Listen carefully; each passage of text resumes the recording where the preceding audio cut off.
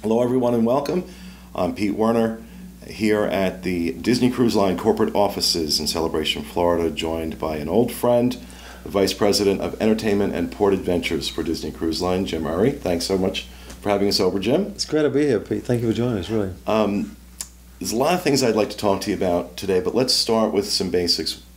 You've had a really great career here at Disney Cruise Line. I met you when you were the cruise director on board the Magic. I've been very blessed. I started cruising back in 1978, and I had a career before I came to Disney in cruising, and I had the pleasure of bringing out 5 ships for the previous company, and Disney was just starting up at that time and looking for cruise directors to join the company. And so I joined in 1999 and actually went to Venice, of all places, for 6 months. What a chore that was. And I spent 6 months in Venice eating lots of pasta, but also helping to build and finish the Disney Wonder from an entertainment perspective. Then I brought out the Disney Wonder, and I was on there for a couple of years, and it was a delightful experience just seeing Disney and how they really took Disney cruising to a whole different level and a different experience, and with the immersive family experience and the great characters, the storylines, the shows.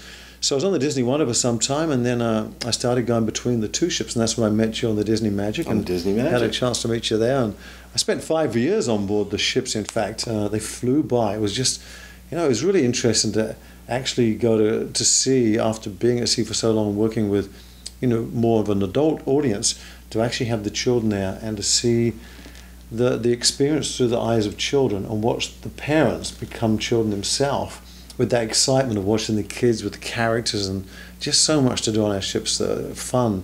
But after 5 years, I had a chance to come shoreside. My predecessor moved on, and I had a chance to come here and work in the office, and it was great to come and join an incredibly talented, creative team, but also not just at Cruise Line. We're so lucky because we have the whole Disney company at our resources, and so to start thinking about new ideas and new concepts for our cruise line, and just had a great career since 1999, 2004 shoreside. I can't believe we're here now, 2012. Exactly. I know. The years fly. The years fly. Well, you talk about using the company's resources to develop new concepts in cruising, and that's one of the things I definitely wanted to talk to you about today is these Pixar cruises that are sailing out of Los Angeles this fall. Talk to me about that process. Talk to me about what these Pixar cruises are and what makes them different from the other itineraries you have going out of the West Coast. Well, this kind of all came about from the Disney Fantasy launch. During that time, John Lasseter was on board the ship, and we were all talking about the West Coast cruises. John had presented an incredible presentation on board the ship during the cruise, which was just a showstopper. I mean, not only his amazing way of articulating the animation, storylines, the heart. When he did that, we thought, what a great way to do something totally unique that only Disney Cruise Line could do, and that is to take the giant, iconic entertainment company of Disney and the giant, iconic company of animation, and do something on the West Coast, which is so befitting of where it all began, to do a Pixar cruise. So it's a really exciting way of merging the two together. We have 4 cruises lined up through September and October, and I think they're going to be chance of a lifetime to meet animators. We have on every cruise 2 animators coming from Pixar, and they will come and talk about the animation process. John Lasseter will be sailing on one of our cruises too. There'll be a chance to see behind the scenes opportunities. Monsters University, which will be coming out in the future, is going to have a glimpse preview of that. Also, premiere at sea of Finding Nemo 3D. That's right. And we're going to, for the first time, you forget how many movies we have that we don't actually show anymore on the ship. We will feature all of the Pixar movies that have been made, featuring shorts as well, some of the famous shorts. It's going to be a really unique opportunity. I'm really excited because we're also going to make a lithograph. Steve Purcell, who was actually co-director of the great movie Brave, which just came out, which I think is a phenomenal and another great package of the fantastic Pixar movies. But he has created a lithograph, which is just for this cruise, which will be given away as a gift to all of the guests on board. And it really is great. It's the ship, and it's a blend between the ship and the wonderful Pixar characters. So that's also unique. But also not just the excitement about what's going to be on board the ship, but also I think the West Coast has just got some great scenic elements. We're going to be overlaying some wonderful port adventures too. Partnering with John Lasseter, we'll have a visitation to his private estate, a one-of-a-kind opportunity to go and actually see his estate and behind the scenes where he lives. Okay, the Disney fan in me is really starting to tremble at the moment. Yeah, so. That's going to be really special. Nancy, his wife, has agreed to meet and guide the people around their estate, and there's some real surprises there that I won't share because they want to share uniquely themselves. And then we'll have some other great winery visits, and we'll have actually on board the ship some of the great sommeliers will join us, and wine connoisseurs from the West Coast, from Sonoma and from Napa. We'll also have on board the ship from the Lasseter family's winery, we'll have their special wine being served, pairing throughout the cruise. There'll be parties on board the ship. We're going to have characters we've never had before on board the ship, some of the famous Pixar characters. And as I say, great chance to meet the actual animators and to talk about the behind the scenes of how the animation came about, because really it has taken animation to a whole new level. Yeah, it has. It has.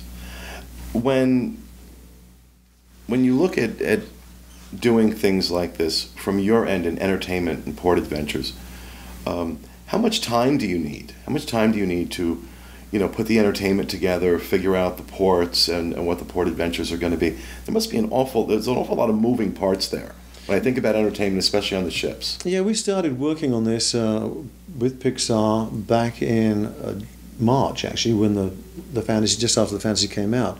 We started working on the process. There's some tours over there. Going to the Walt Disney Family Museum is another great addition to our opportunities to actually see something unique.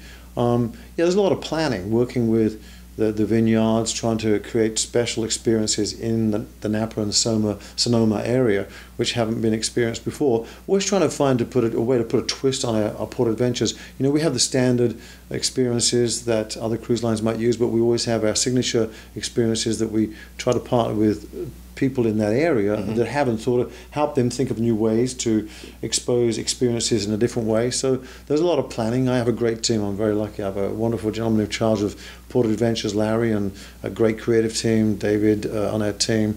Also just partners from over on the West Coast, because the great thing about Disney is when you go somewhere, we always have a resource in that area. So if we're going to Europe, we have resources, in Euro Disney, Disneyland Paris, and we also have resources on the West Coast out of there. So, a great experience for our guests to actually be able to go and see the new Cars Land that just opened in California when they're on the West Coast. I'm excited to see that myself. Yeah, I haven't seen it yet. I've seen great renderings of it. It looks, and my leaders here, Carl Holtz, has been to see it and said it's just unbelievable. So a lot of great experiences to be had just for the cruise itself. San Diego, San Francisco, Los Angeles, and then Ensenada, another great place for a Mexican experience. So the cruises are 7-day cruises, and I think they're going to be something for everybody. How do the destinations these different destinations that you'll go to, where you put the ships, how does that inform and influence your decisions in terms of the entertainment on board the ship? Does that change? Yes. Yeah. When you're going to these places and having gone there before and not always having seen this be the case, I felt it's very important that if you're going to be in Italy, then you should have an Italian singer maybe in the atrium, a surprise singer that just pops up. And if you're maybe an acoustic string section that will be playing music in keeping with that area to celebrate where you're going to. And so, yeah, we in Europe, in our season that we were there before, or seasons, we tried to always have a sprinkling of entertainment. In the cruising, it's not always the most efficient way to do it, but it's the right way, I think, is to bring on a troupe of flamenco dancers if you're going to be going to Spain. To try and layer in, so all of your experiences are immersed together, that you're not just getting onto a ship that is going to these places. The ship celebrates the experience too. So that is our strategy, and that's what we've followed, and that's what we'll continue to follow when we go to new regions. I especially when I was on the Mediterranean cruise last year, that the addition of the opera singer and the Italian opera in the atrium, and those little touches, it really added this layer of I don't even want to say authenticity, although it did, but there was this extra piece of theming that kind of finished off the whole picture of what we were experiencing having. We do that with our BGM. You know, one of our most, I know a lot of people don't really notice it, but BGM to us is so incredibly important. You know, when you walk in the parks, and when you go down in Hollywood Studios, for instance, you're walking towards the Tower of Terror.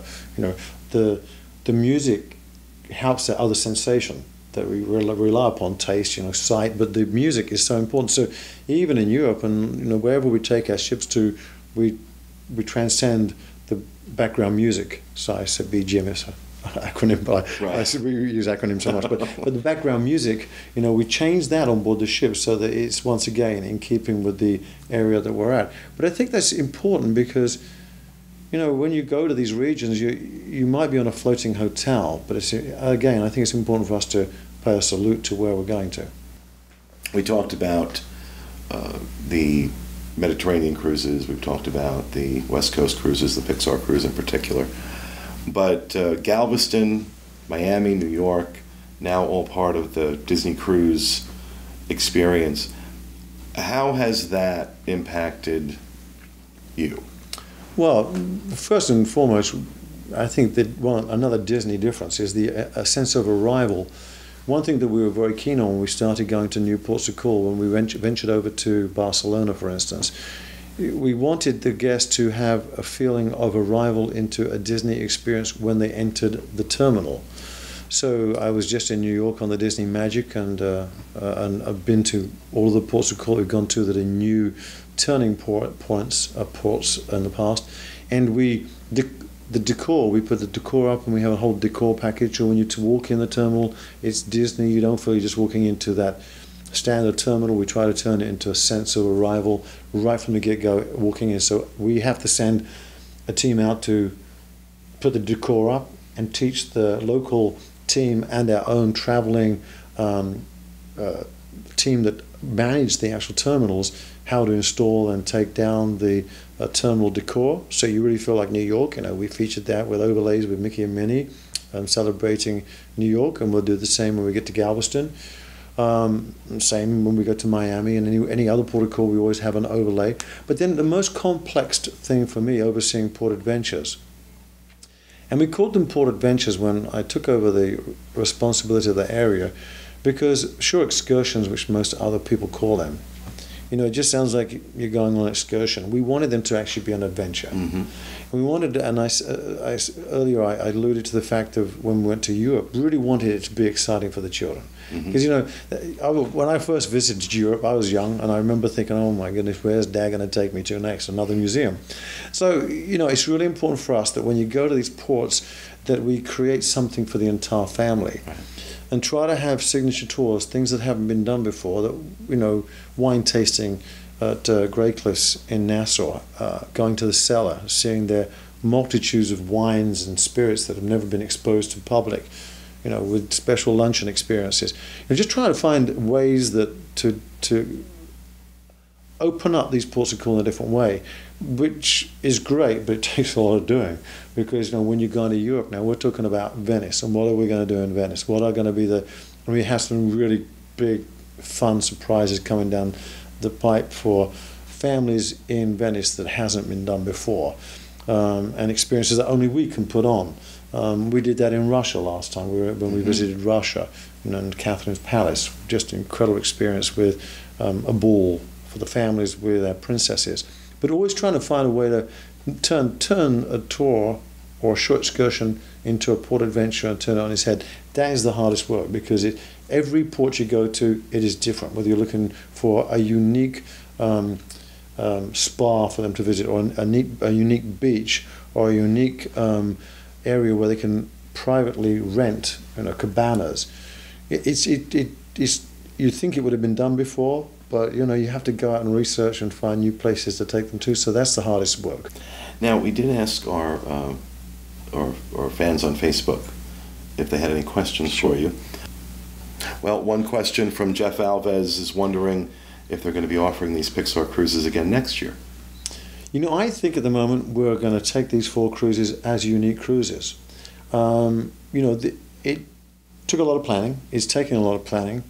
We want them to be unique. I would never say never, but I think for the time being we're focusing on these 4 cruises. We want to make them unique and really special, so I would not be prepared to commit that we would do this again. Other than, from Jennifer Fagan, other than character appearances, how will the Pixar theme carry through to other aspects of the cruise, meals, movies, deck parties, etc.? The deck will have an atrium party with characters we've never had on the ship before. There'll be a lot of support around the wine, partnering with the region we're going to.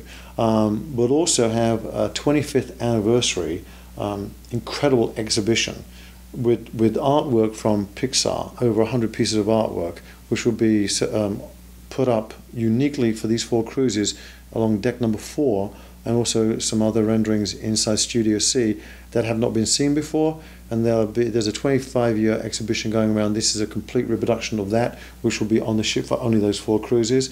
As I say, you'll have a chance to meet 2 high-end Pixar animators that would not normally be doing these presentations, would take you behind the scenes of animation. That sounds fascinating. They are absolutely incredible, and to have John Lasseter actually join us for one of the cruises is also... I guess you're keeping that date a secret, huh? There, because anything could change. We never know. He's a very busy man, but the chief, creative officer of Pixar Animation is going to even salute us and come on board the ship. But I think there'll be a lot of overlays, a lot of surprises in the terminal on your arrival. So it's going to be completely sprinkled with Pixar throughout the cruise. Wow. Will the Pixar theme, this is from Patrick Alcacid, will the Pixar theme carry over off the ship onto the excursions? Well, once again, I think going to the Lasseter estate, yeah, it's a carryover. Yeah, is going to be, that in itself is an incredible experience. The Walt Disney Family Museum will be obviously Disney, but I think that the immersion will be basically on the ship. The fact that heavy overlay, and chance to meet characters, as I say, that you've not met before, and terminal, and the other party, deck party, and we'll be playing the movies that we don't show on the ships anymore because they're released and they go back in the archives. Right. And finally, Nemo 3D will be on the ship for the season. Actually, John Lasseter has given us the okay. Place to see it. Yeah, it will be a perfect place to see it. Now, kind of changing tracks a little bit, talking about entertainment on board the ship, especially when you go into 2 new ships like the Dream and the Fantasy. The level and sheer amount of entertainment and activities, especially for kids, on those ships is staggering. Are you involved in that process from the building of the ship, or do you get brought in for the entertainment after the ships are built? Or I'm very fortunate because in a lot of places within the organization, there are 2 teams. There's the Walt Disney Imagineering team that imagine these beautiful concepts and incredible adventures for the family, and then there's the operators that operate it. And there's always a connectivity between the 2. But I think because cruise ships are so unique, and it's not like a piece of land that you're building upon and then you deliver it. This is a very confined structure that you're building within, that the development, the creative, and the ability to actually deliver upon it and operate on board the ship are more connected. So yes, I was involved from the very beginning, and I'm very pleased that I was allowed to be involved in it, and proud to be a part of the team from the very infancy of thinking about the adventure game. How would it work on a ship? And there's another example of not seeing always the potential of something. The adventure game was first of all an exciting and a very unique experience to put on a ship. Never been done before. Right. I think a lot of people thought, how will it play out? Will it be a great opening gimmick? Will it be played at first? What will its life be like? it's unbelievable that over 2/3 of the ship go through that experience every cruise. Wow, Parents, really? my father was on the ship. I mean, and he's hardcore entertainment all of his life, and he's close to 80, and he got the card. We went around to play the game. He was like a kid. I couldn't keep up with him. He was trying to make everything come alive. It is so exciting. I mean, it's in every cruise we have a huge turnout. It's one of the best, and it now brings the ship alive. It does. Because now the ship is a part of an experience, which it already is, but now you've got a reason to go around and transfer with your family, and it's repeatable because there's three games on there with the Muppets and puppies and paintings. So it's just incredible. But that the aqueduct is another incredible toy. I mean, every age group loves the aqueduct, and it's repeatable again. But there's just so much aboard the ship. But just everything, you walk around the ship, the art that comes alive. If you're not playing the adventure game, it just all comes alive in you front of you. happen to pass by something and it moves. Yeah, the ship is just the whole ship is entertainment. So to answer your question, was involved at the beginning, watching the animation magic come alive in animator's palette, which is just an incredible. Watching the adults drawing their animated character and watch it come alive on the screen. And I took my father to see Crush, and he's seen a lot of entertainment, but he sat there and first of all went, "Oh wow, this is great!" And he was just watching Crush swim around, did not realize he was going to interact with my father, and then started talking to him, and he couldn't believe that he was actually talking. And so he was off 2 cruises with me, so he had to go back there and do it again. But I've never seen my father draw, and he sat down and did his first animation, not knowing what he was doing, and then saw it come alive. So when we went back next time, he took so much time with the detail. But it's just, everything is so magical. And the other part that was incredibly fun was working with our great partners, Kevin Auld, and the creative team that helped us produce the shows. I mean, we took a direction. Just after I came shoreside, we were looking to refresh shows, and we'd always at that time had similar shows on each ship. And we did that for a reason, because people were traveling between the ships and wanted to see the shows again. And we took the stand to say, how can we create a different menu on each ship, a unique menu? So when we were bringing out the Disney Dream and the Disney Fantasy, we deliberately decided that we wanted to keep the Disney Dreams, which continues to be one of our most popular shows on the ship for the classic ships, the Disney Wonder and the Disney Magic. So we didn't reproduce that. We wanted to make and create a new signature show with another heartfelt story, this time appealing to the fathers and their daughters, that relationship, the special, which was very unique to me at the time because my daughter was getting married. Oh. But it reached to everybody in the audience, children, mothers, daughters. But it was I wanted to make an iconic signature show, and so we gave birth to Disney's Believe, which has been extremely popular, and that resides on both ships. But then we tried to really mix it up, and we experimented with going back to a classic. And again, Disney's Aladdin has been on the West Coast for some time, only exposed to the West Coast. And when discussing what would we put on the ship, we thought let's bring a full book story, book story of one story, because a lot of times we've added what we call a variety show, which is a collage of our stories put together with an overarching story. Aladdin has been a huge hit for us. It's one of our best rated shows on the ships. The guests love it. So having the ability to be at the very beginning and plan those shows was extremely exciting. That must have been. And it struck me the first time I was on the fantasy in particular. It made me think, like you said, you talk about the shows and you talk about all the different entertainment venues, whether it's the adult entertainment area or in the kids clubs or the adventure game throughout the ship, and especially, as you pointed out, that show on Animator's Palette. Isn't it incredible? Animation show. Yeah, I watch every person. I was just on the fantasy about 3 weeks ago, and I watched the audience again. I had been off there I hadn't been on there since it came out, and I just watched the guests in every age group. When they see that animation, It's like that magical moment. Everybody's wanting to be an animator. It really is, and sometimes we hear that phrase magical moment, and it can get overused, and you may think that, especially, when, for us, being on the ships a lot and being in the parks a lot, and we work around it a lot, and we're used to Disney's level of creativity and especially what Imagineering does, and we become kind of used to it, so that for me in particular, when I have a moment like that, because you go and you sit down, you got to draw something. I'm like, oh, come on now, what is this? I want to eat. I'm starving. But okay, you draw something, and then they take them. I'm like, okay, what the heck was that about? And then you see what happens with what you drew. Isn't it just incredible? That equipment, I never thought it would work so well. But going back to that's going to be another special thing for the West Coast cruises, because these guys, when you sit down and you do your drawing, and you see different people from all different standards. And I watched Joe Lanzisero, who was an animator, who's the creative overview for the entire building of the Disney Dream, the Disney Fantasy.